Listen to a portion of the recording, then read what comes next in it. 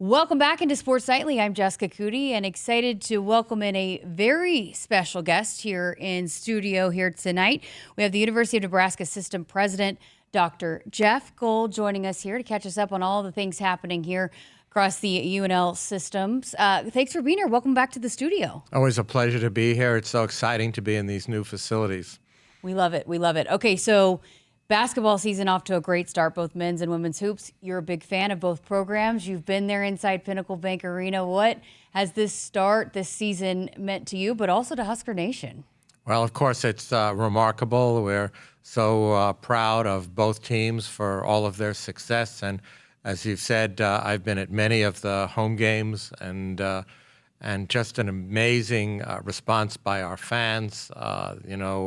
Even, of course, once storming the court, which, we can debate whether that's good or bad, but I can tell you it's just a marker of the energy of the Husker fan base. And, of course, we wish both teams the very best as we finish the second half of the season. We're starting to hear coaches and other players coming in saying it's one of the best atmospheres in college basketball. I got to imagine you agree.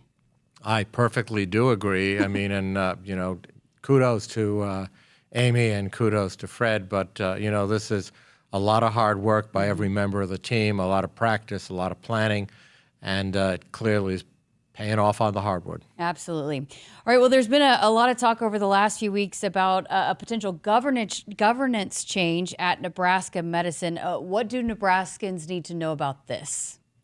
Well, this has been a long-standing relationship between two partners who have successfully owned and governed our hospital partner, Nebraska Medicine. And one of those partners has decided that it's time to separate and go in a different direction.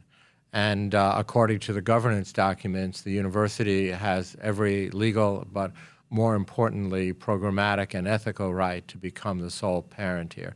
So, I make the analogy, it's pretty simple. This is like a couple that's been married for almost 20 years with a couple of teenage kiddos who have decided to very amicably go their separate ways. And the way it's worked out is that the custody will go to one parent. And that's where we are right now. It's really good for Nebraska Medicine in the sense of having consolidated governance leadership.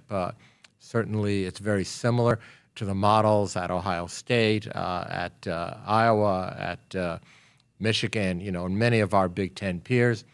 And most importantly, for the people of Nebraska, I think it's important to know that the alignment of the university across all of our rural and urban communities is extremely high. It's not just about what happens, in a small part of Omaha, Nebraska, but this is really about continuing to provide world-class healthcare, building the future workforce, and cutting-edge research science in the health professions for every one of the counties and jurisdictions of the state. So why is this partnership between the University of Nebraska and Nebraska Medicine so important for everyone involved, from the university, but also Nebraskans across the state? Well, for a number of reasons, Jess, but let's start off with the fact that the overwhelming majority of the future healthcare professionals that are educated and trained in Nebraska spend a good deal of time doing their clinical rotations at one of the Nebraska Medicine locations. Multiple hospitals, dozens of clinics, the Fred and Pamela Buffett Cancer Center, our new cancer facility in Kearney, and others.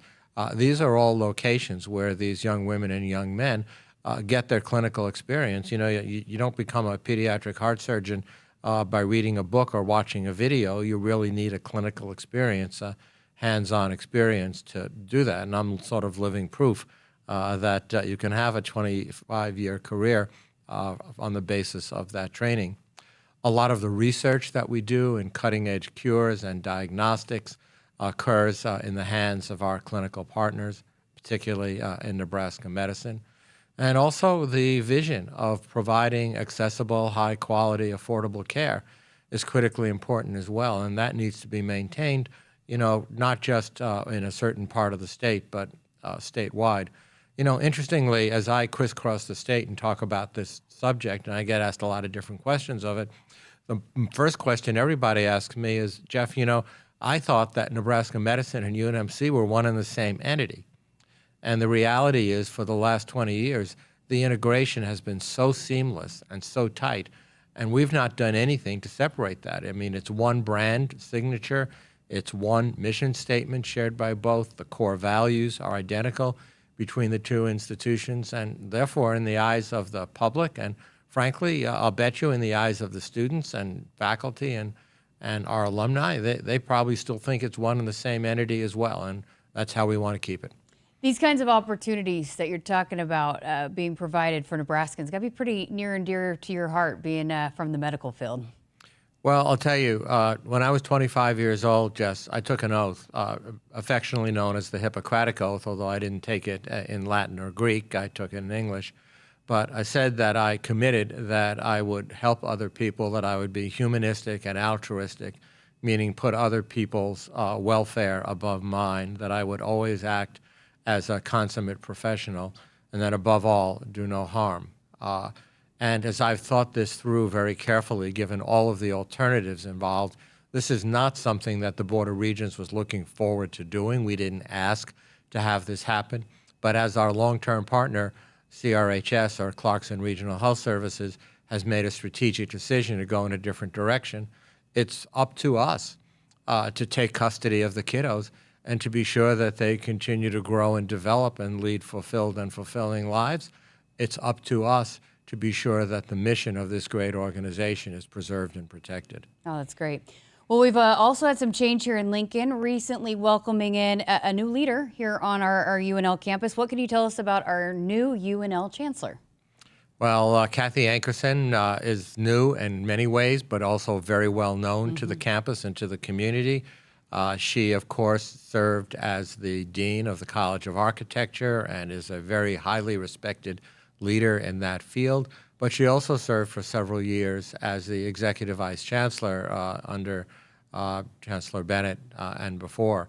And, you know, when I served as provost a number of years ago before becoming your assistant president, I worked very closely with Kathy because she was representing the chief academic officer from the Lincoln campus. And I not only found her incredibly knowledgeable and a very strong advocate for academic leadership, but a very good leader, able to communicate extremely well, build coalitions, work with faculty and staff.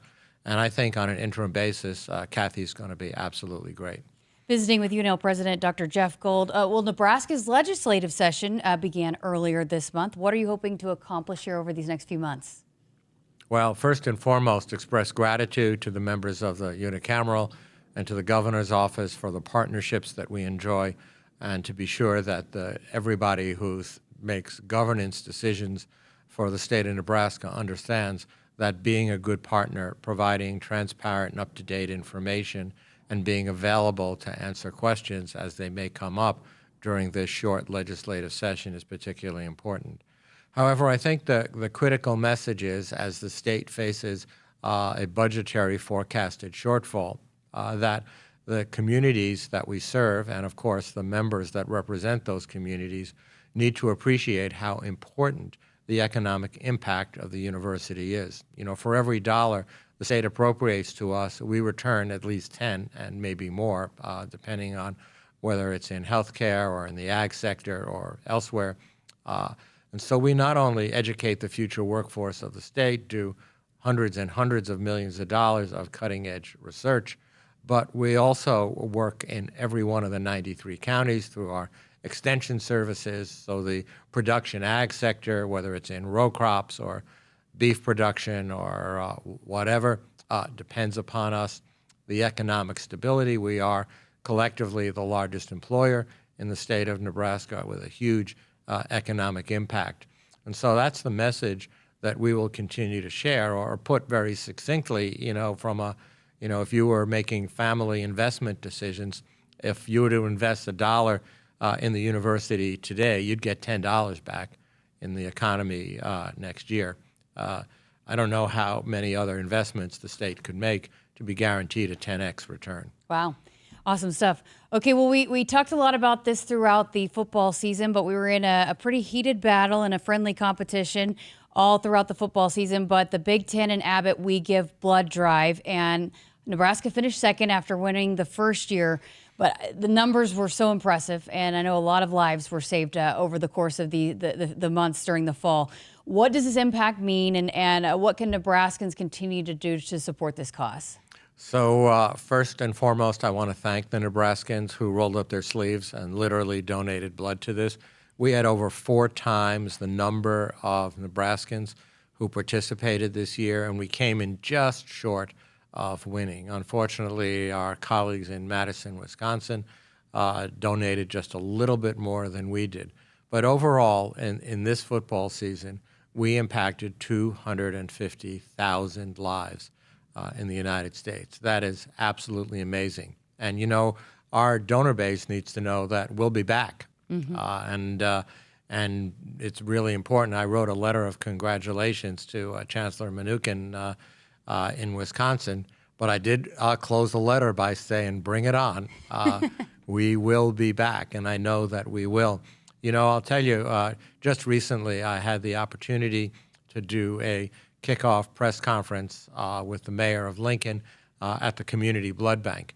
And one of the people who spoke was the parents of a 10-year-old girl who is being treated for leukemia, whose life depended on receiving some of these blood products.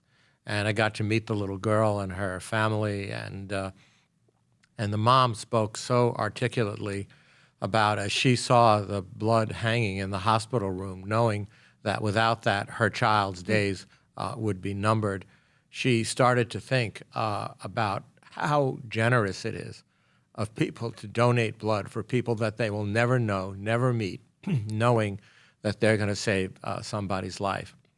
So she started running blood drives, and she's been doing it every year since her little girl got transfused.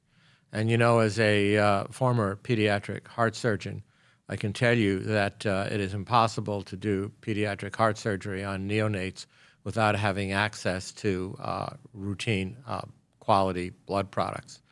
So when people roll up their sleeves, whether it's during the football season or whether it's during donation month, which is this January, they need to know, though they may never meet the people whose lives are changed, that they really will save somebody's life. Fantastic stuff, as always. Appreciate your time. You're going to be stopping by more often here on Sports Nightly over the next few months. Look forward to it anytime. Awesome. Well, thank you so much for the updates, and always enjoy chatting with you. Again, that is the University of Nebraska System President, Dr. Jeff Gold, here with us on Sports Nightly. Got to step aside for a break. More of the show coming up right after this.